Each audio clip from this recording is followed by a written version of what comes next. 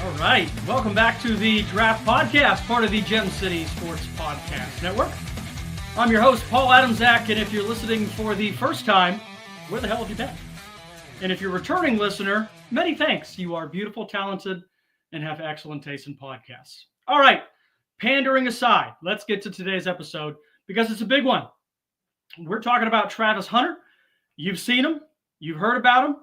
The Heisman-winning two-way phenom who's got everyone asking the same question.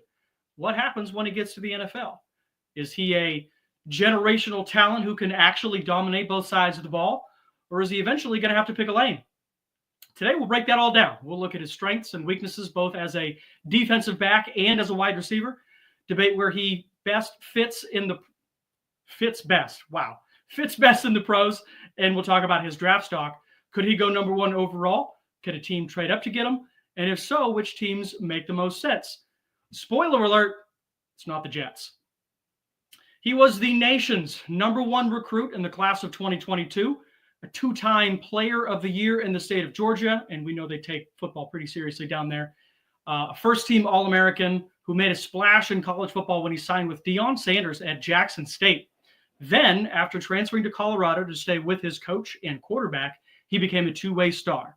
In 2024, he posted 96 catches, 1,258 yards, and 15 touchdowns, while also excelling defensively with 35 tackles, 4 interceptions, 11 pass breakups, and 1 forced fumble. Despite his talent, Hunter's durability is a legitimate concern due to recent injuries. Think the shoulder injury versus Kansas State. Evaluators remain split on his best position for the NFL, but he's a high first-round talent with elite potential as both a receiver and a corner. So we're going to break both of those down today. And I want to start with him as a cornerback. I like doing defense first.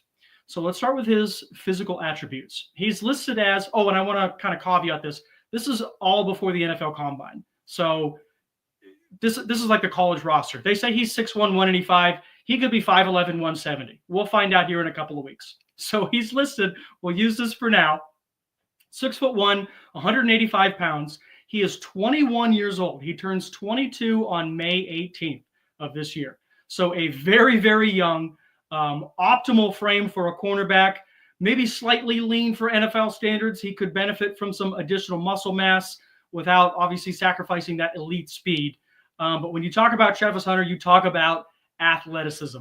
He is an athlete, okay? 3 syllables, capital A. Athlete. Exceptional. Quick twitch, explosiveness. Absolutely elite straight line speed and lateral agility, which allows him to stay in phase with the receivers that he faces.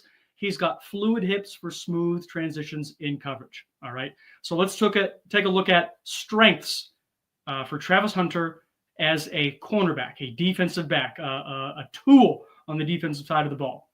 First off, let's look at coverage ability. And we'll start with man coverage. There's kind of 2 types of coverage, man and zone.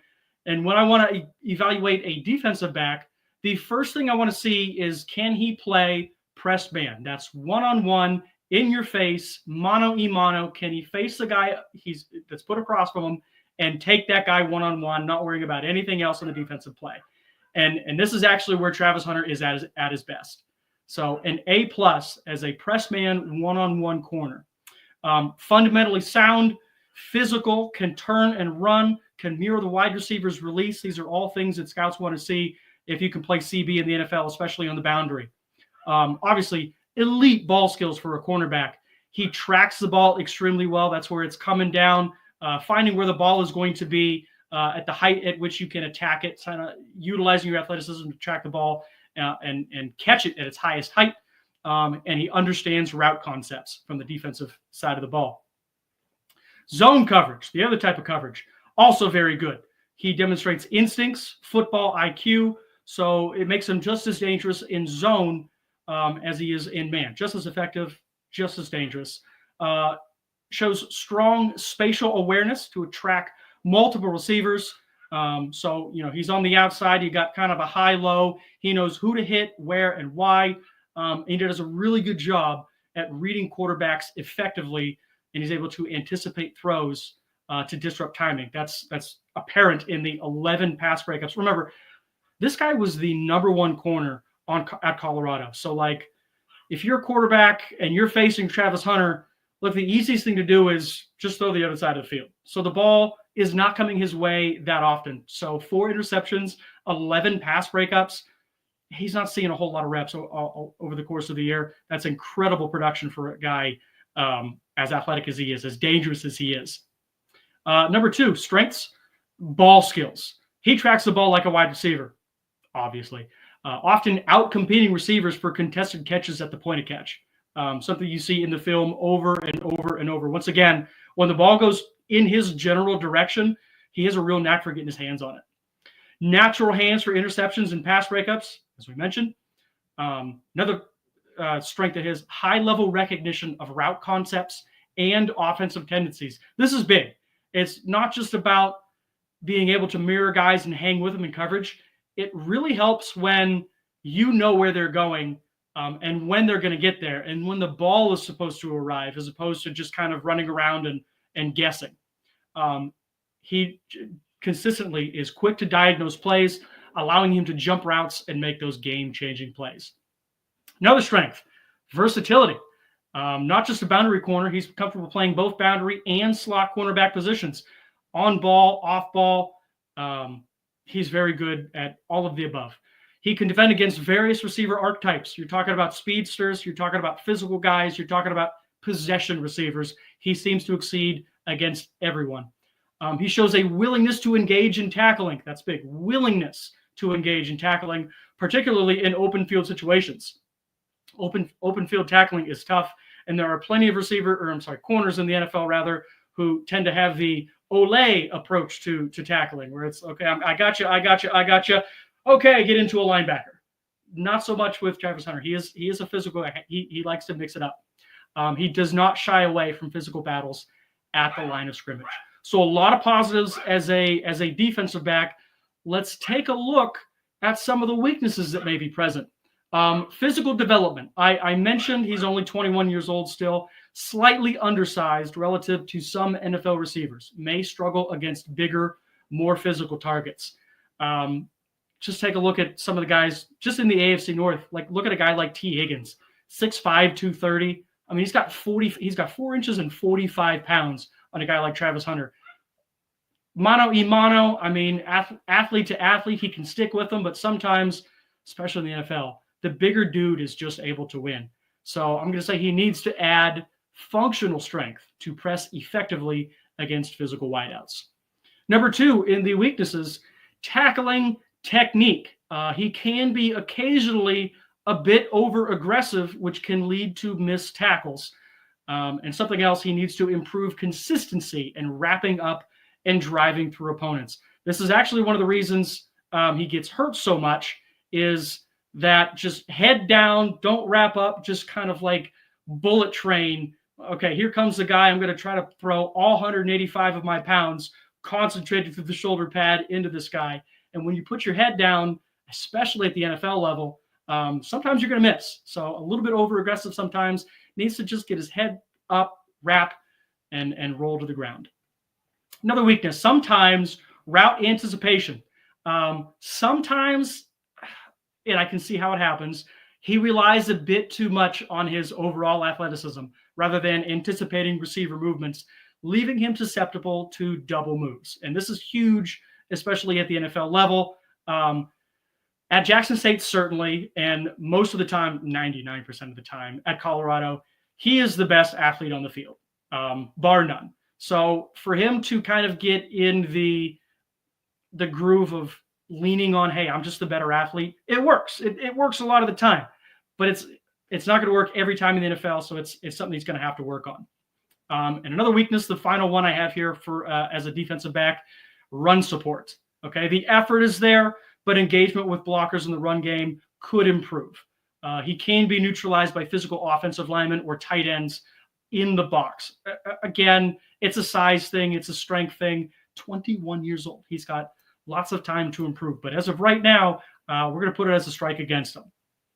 So who are some comparisons? Who does he look to, project to as an NFL guy right now? So I got a high-end and a low end for this episode. On the high end, he's Jalen Ramsey. You talk about versatility. You talk about instincts that you can't coach. You talk about absolutely elite athleticism and ball skills. If all those pan out, if they all work for him, you're looking at really like a top 3 defender in the NFL.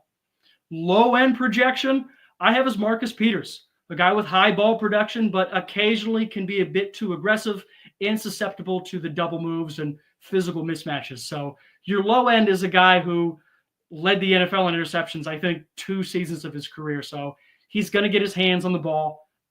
He's a guy that can turn defense into offense. That's really, really good. Okay, so high end, Jalen Ramsey, low end, Marcus Peters. So that's my scouting report on Travis Hunter as a cornerback. Let's go to Travis Hunter as a wide receiver prospect. And I'll start again the same way. We'll go with physical attributes. I mentioned 6'1", 185 pounds, which is at the NFL level an adequate frame for a wide receiver. He's, again, a little slightly lean. He could benefit from some added bulk to handle those physical NFL corners, but we want to add strength without taking away from the speed. You see on film an explosive first step, elite acceleration that make this guy a true deep threat. Outstanding top-end speed allows him to stretch the field, and he's more than just a one-trick pony. This guy had 8 100-yard receiving games in 2024. Played 12 games, 8 of them over 100 yards, and played 60 snaps a game on defense. Strengths as a wide receiver, and we'll start with route running. Separation is under there. He creates natural separation with precise, crisp route running and explosive cuts. Creative with his releases coming off the line of scrimmage. He's a guy that has a plan. Versatility. Excels at all 3 levels, short, intermediate, and deep routes with an advanced understanding of route trees. Once again, not just a one-trick pony. He can do it all.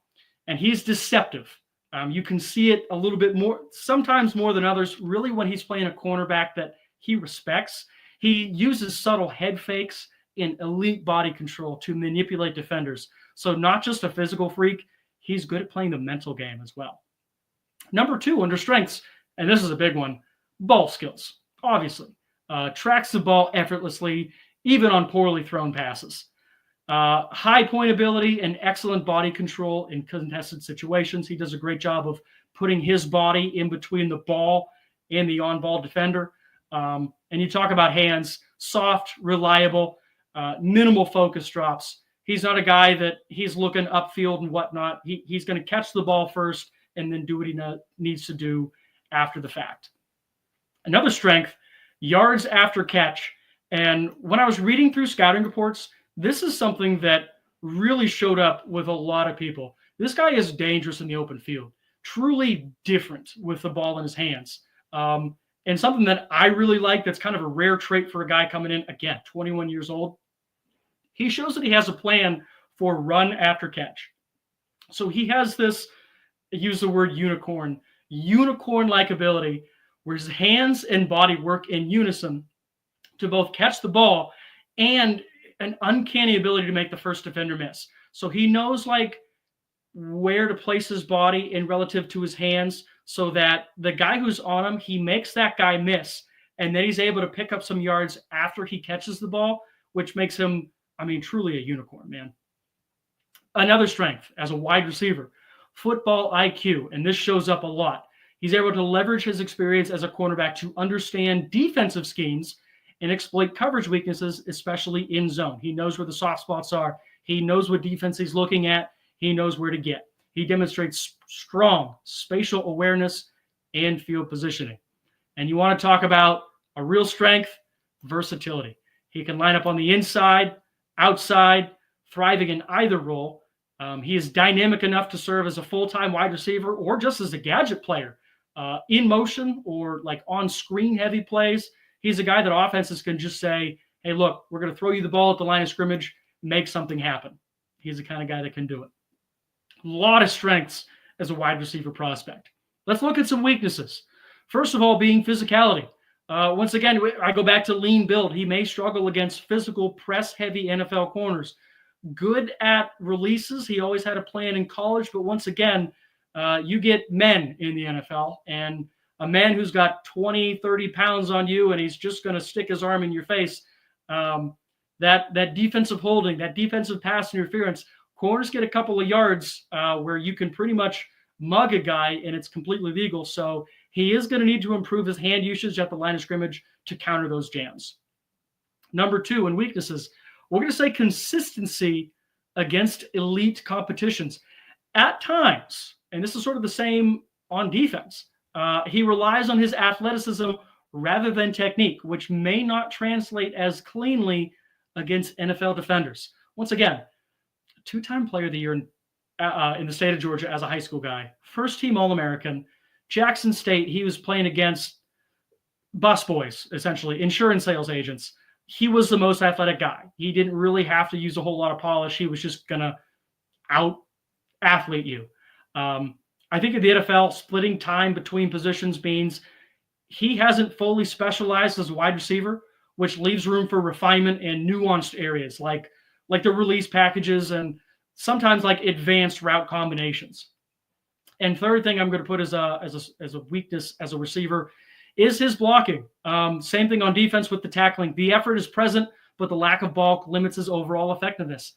He's going to need to be more consistent in sustaining blocks on the perimeter if he wants to be an NFL wide receiver.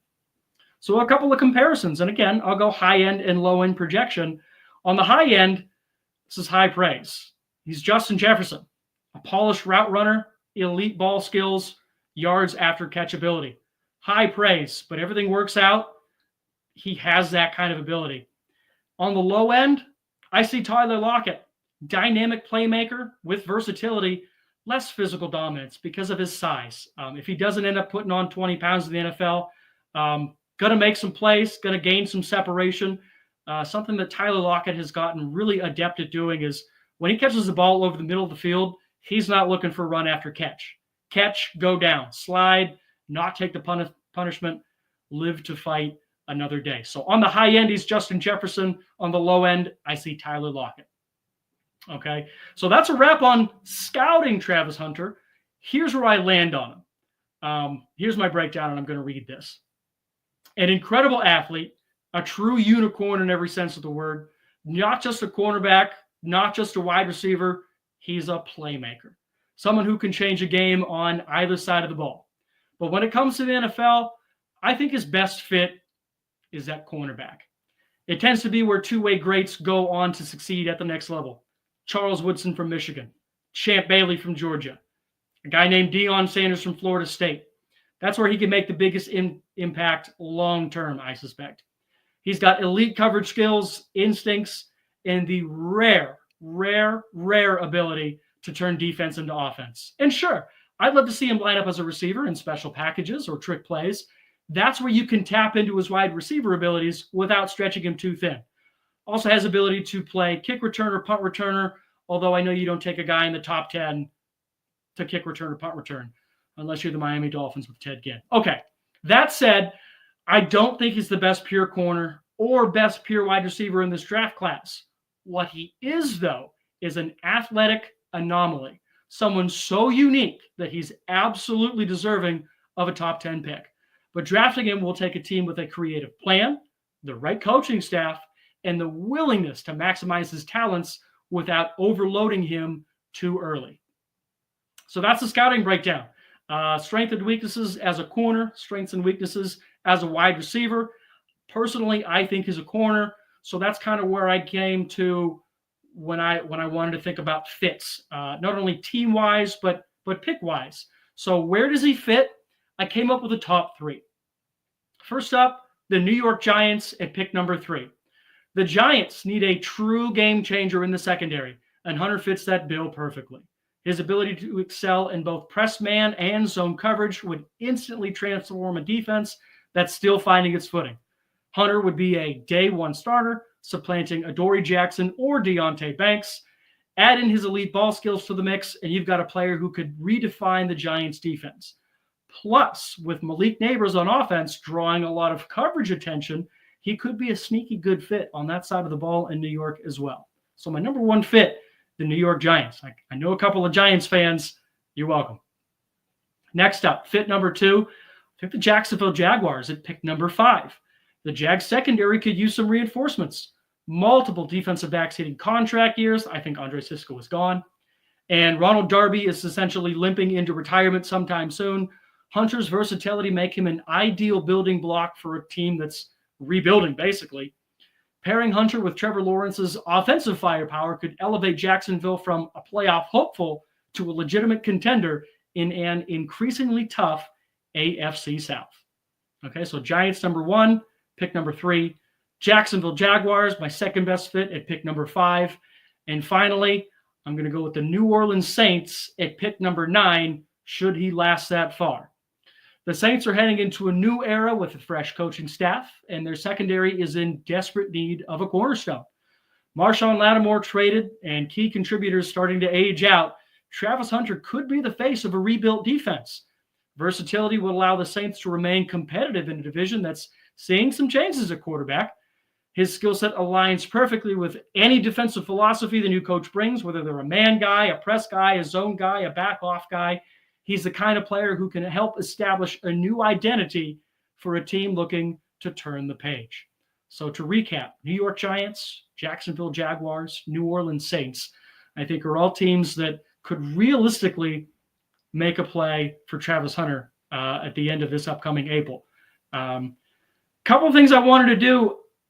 I said corner. I wanted to stick with that. I'm trying to be as serious as I possibly can here, trying to really put on my GM hat. How do I evaluate this guy? Where do I want him to play? But this is a podcast, man, and this is fun for me. So I tried to think of teams that might work well, that I think that he could actually have some two-way potential. Two-way is an offensive and defensive player. So I came up with 2 teams, and the first one is really interesting. The San Francisco 49ers, really good team, right? They're picking 11th this year, all right? So just outside of that top 10, maybe they go up to make a play for him. Maybe he's just one of those guys who falls on draft day. Either way, the 49ers at pick 11, Kyle Shanahan, we all know, takes an innovative approach that could uniquely utilize Hunter as a wide receiver cornerback hybrid.